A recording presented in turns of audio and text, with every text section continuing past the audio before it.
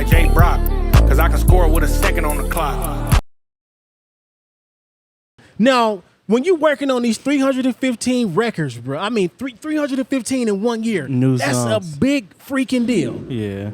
Now, when you're working on these records, man, where is the inspiration coming from to where you can continue to be creative and create these songs every day?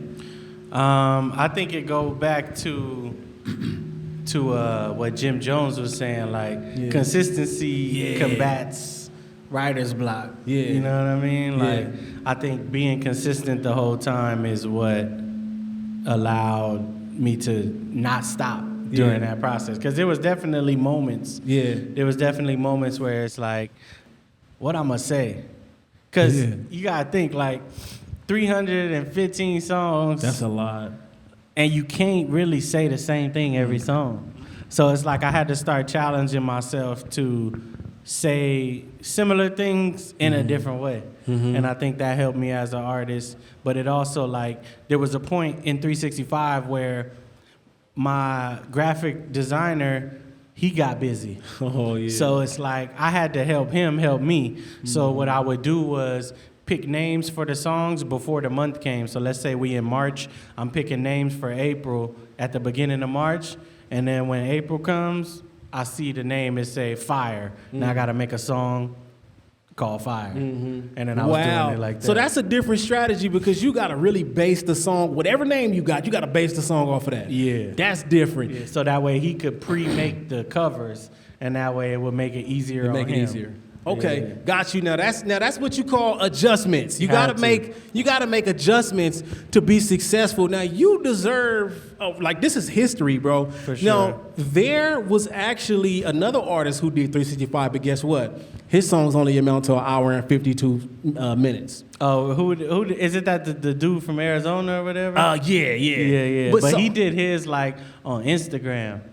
Okay, and his song's like 15 seconds, 30 seconds. And he was doing like cover songs. Yeah. Like I did 365 original real records. songs. Like I didn't go over nobody else's beat. Like, I made 365 original records. That's right. Clap it up for that, y'all. Come on now. Yeah, but shout out to him though. Yeah, shout out to still him. Impressive for sure. But nobody does it better. Come on now. Talk about it. You gotta know Nate that, Dogg. man. But so when you're doing this, man, what legacy do you see yourself leaving with that? You know what I'm saying? Because how many people, you got people who drop a song a week. You did it every single day, full-blown songs, and they are all great songs. Man, appreciate it. How do you feel that has elevated your legacy?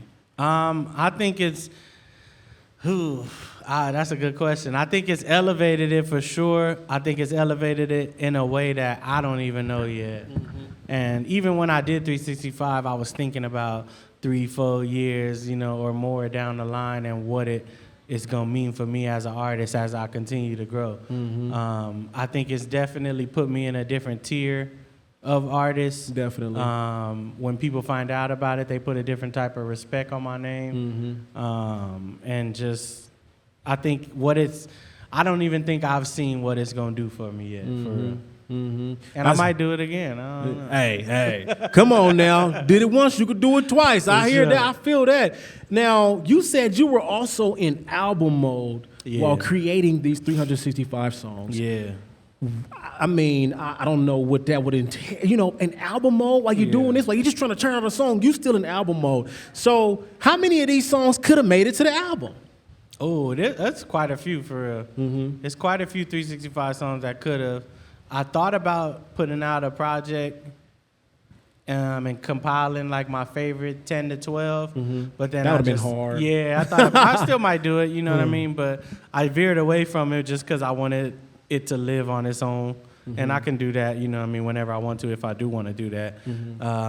But yeah, it was just, I think that was my biggest piece. Like, I went into it, and in the midst of it, even when it got hard, I was like, I want this shit to be quality music. That was like that was like priority number one for me. Make sure the music is quality, because me as an artist, I'm all about the music. That's right. So describe what album mode is to you. What is that? Intent, you know what I mean? Like being intentful with the way you working, like, because as an artist, sometimes you could just go in the studio, and sometimes you do nothing. Sometimes you don't have an agenda. Sometimes you just put on a beat and put on a beat and go with whatever. Like when I'm in album mode, I'm meticulous. I'm fucking like super.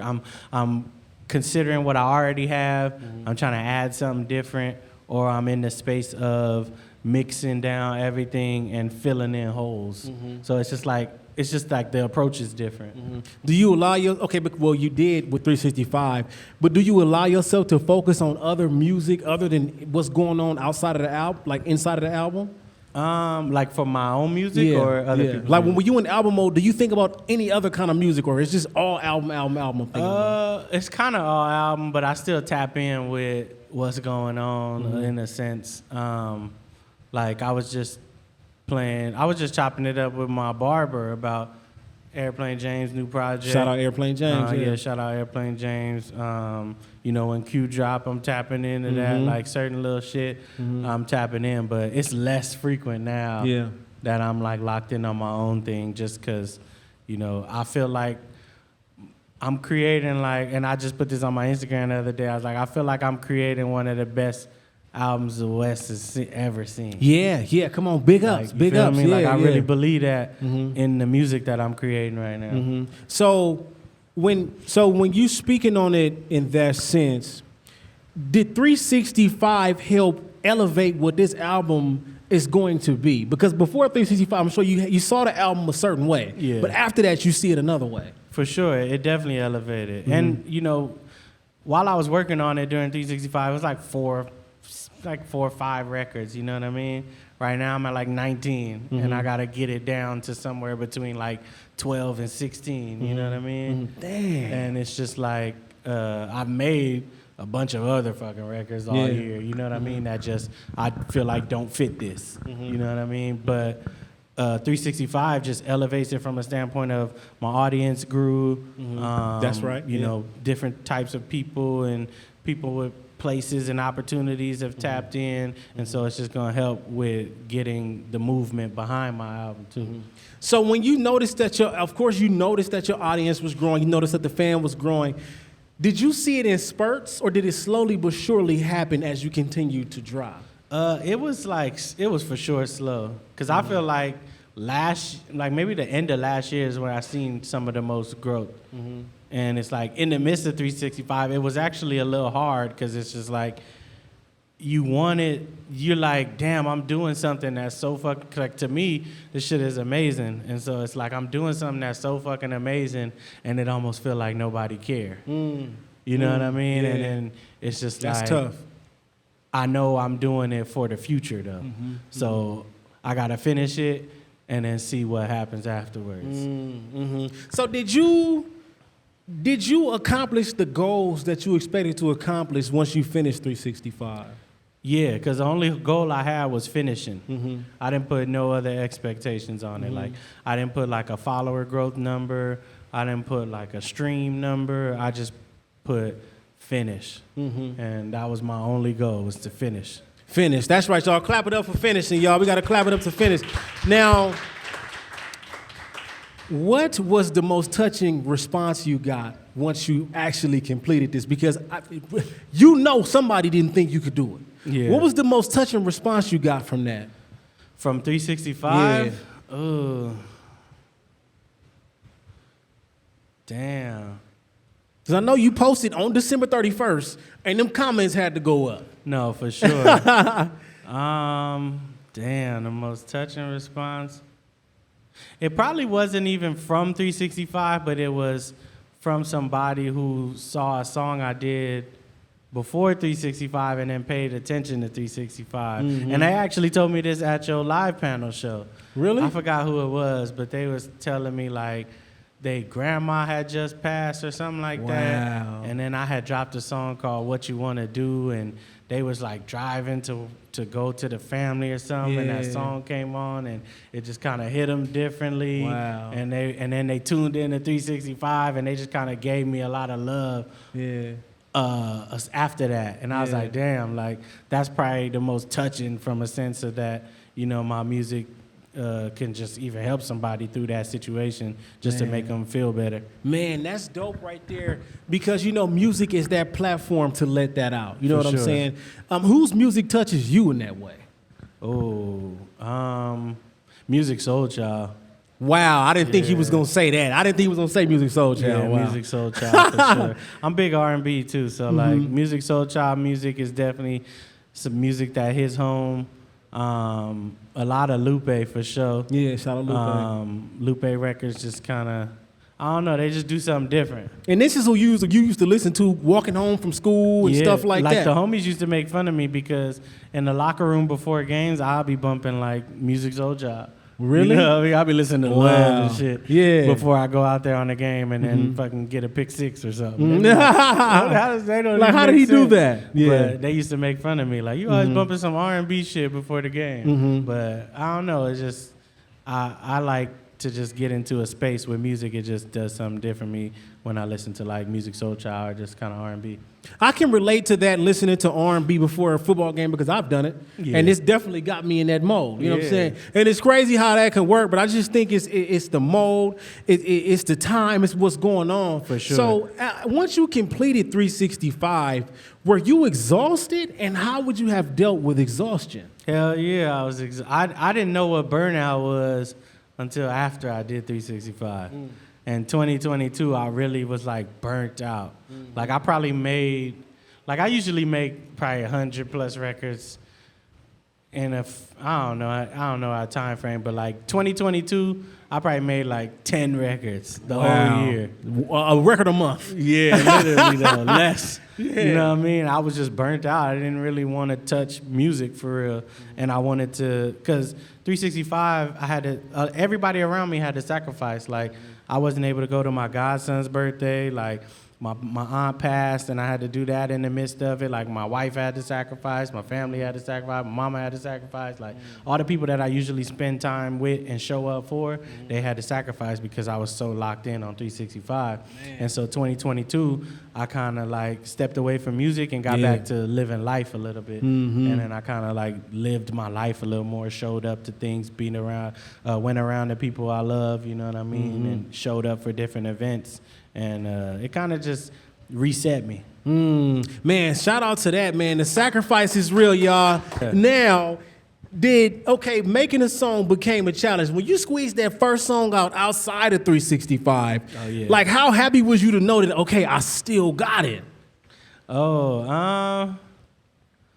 I never thought I lost it, so I wasn't really happy. I wasn't happy on some I still got it stuff. I was just like, it feel good to get a song out. That's right. Cause like I always have hella music. Like I got dummy music right now, but just like not all the music come to the people. Yeah. So to actually put it out and see people respond to it, I actually dropped that. I dropped the record in like July 2022, which was the only record I dropped in 2022. It was called West Coast Party. And then I went to a wedding in September, and then they was playing that shit at the wedding. Wow. You know what I mean? Shout out to that, like, that's tight to... That's hard. Yeah, that's tight to like, okay, boom. That part was more like, I still got like, damn, I ain't dropped since 365, 7 months since 365, and then I drop a record, and, you know, they want to play it at the wedding. Like, man. That's tight. That's hard right there, man, and congratulations on that. Before we end it, is there anything that you need people to understand about this next up-and-coming project and what you got going? Ain't nothing to understand. Just tune in, support. I feel like I could be the next great artist from the West, and I feel like I'm about to prove that with this project. That's right. Straight like that, y'all. Make sure y'all run Switch Flavors up. Clap it up right now. Clap it up like J.Brock, cause I can score with a second on the clock.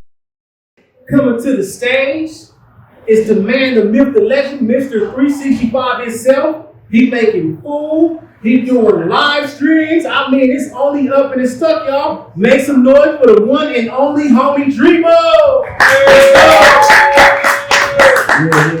How y'all feeling? Shout out to y'all, man. I'm gonna sit down. We could do this real intimate. This record I'm about to do is called Self-Care. You feel me? It's really about, you know what I mean? Tapping into yourself, being in tune with yourself, taking care of yourself. This is a record off my album, Probably one of my favorite records on the album for produced by the homie Ray Marco. Let's get it. Let's do it. Yeah. I've been checking in with me. Yeah. Where you wanna go? What you wanna do? I've been busting moves. I will never lose. I'm a rep the brain. Never play it safe. Got time and never late, but I can never wait. When the sun shine, make it shine forever. They gon' wait for me to fail, but I only get better. They gon' wait for me to lose, but nigga, I'm gon' win. Gotta do that shit again, that's the position I'm in. You know I'm the truth, I could never lie. I'm already legendary, I could never die. Damn far, know that's always gon' be televised. They gon' need to get a slice, I need a better pop. Crown for the taking, I've been shooting shots. Always peeking in the pot, wanna see what you got. You only know me for a little, but I do a lot. Just a couple reasons I can never stop. I've been checking in with me. I'ma be the best that I could be. No, your money won't be growing on no tree. I've been putting in the work. I done went and got it out the earth. They can never tell me what I'm worth. I've been checking in with me. I'ma be the best that I could be. No, your money won't be growing on no tree. I've been putting in the work.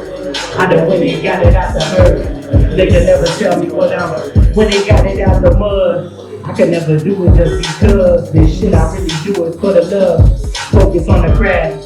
I know that's gonna lead me to the bag. I just want the whole and not the half. I've been in the lab while my niggas on the block. Lately I'm just trying to be the reason why they not. Hard work plus patience that'll lead me to the top. There's just a couple reasons why I can never stop. I've been checking in with me. I'ma be the best that I can be. No, your money won't be growing on no trees. I've been putting in the work. I done went and got it out the earth. They can never tell me what I'm worth. I've been checking in with me. I'ma be the best that I can be. No, your money won't be growing on no tree. I've been putting in the work. I done went and got it out the earth. They can never tell me what I'm worth. Shout out to J.Brock, man. Yeah.